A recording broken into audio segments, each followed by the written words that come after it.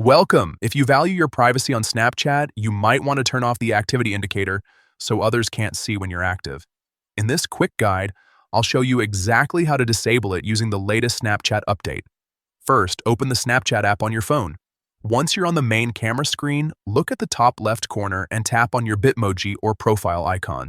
This will take you to your profile page where you can access your account settings.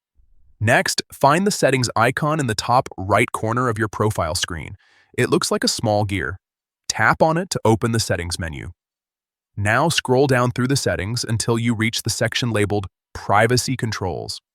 This is where Snapchat lets you manage what others can see about your activity and interactions. Under Privacy Controls, look for the option called Activity Indicator. Tap on it to open the setting. You'll now see a toggle switch that controls whether your activity status is visible to others. To disable it, simply tap the toggle so that it turns off.